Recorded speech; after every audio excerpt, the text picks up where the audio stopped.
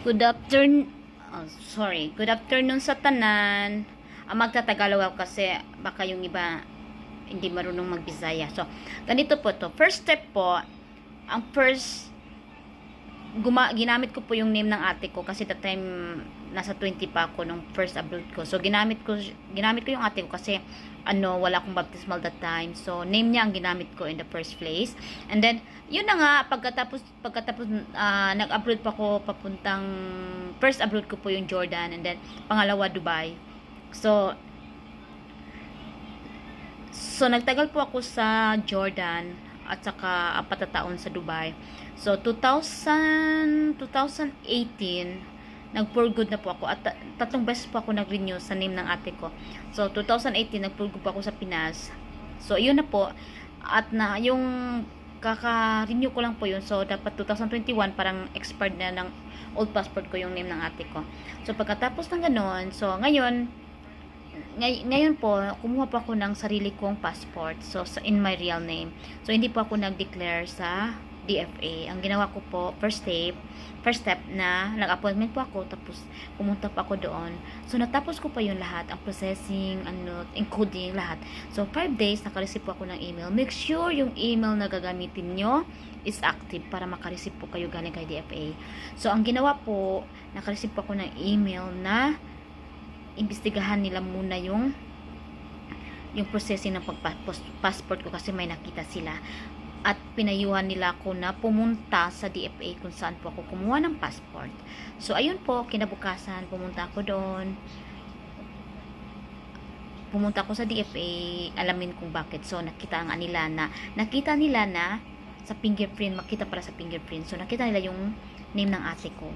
So ayun na po so may pinil up ako doon, tapos nag-schedule sila sa akin ng interview. So 3 beses po pabalik-balik sa DFA pero okay lang, sulit naman. So finally kahapon po na-interview po ako.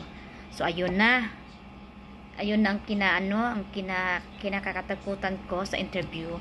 Pero actually soft naman siya, mabait naman po. Ang sinabi niya lang sa akin na i-comply ko lahat ng document. Sa akin naman, sa side ko, kumpleto po ako ng document kasi andito. Ang ngayon po, kailangan sa ate ko rin na complete na document din siya. So, hindi naman po dito nakatira ang ate ko. Doon po sa Basilan. So, ako dito ko sa Cebu.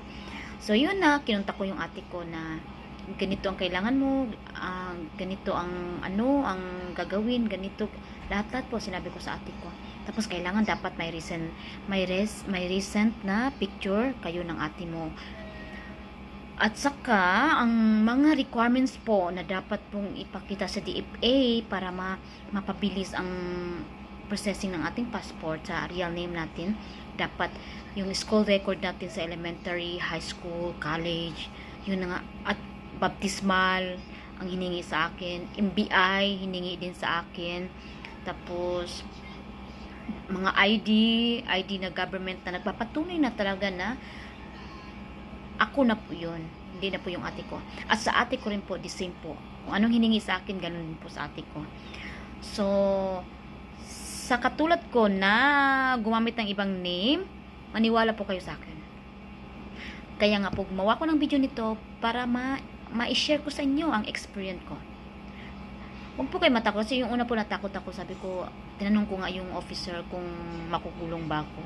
Sabi niya hindi naman.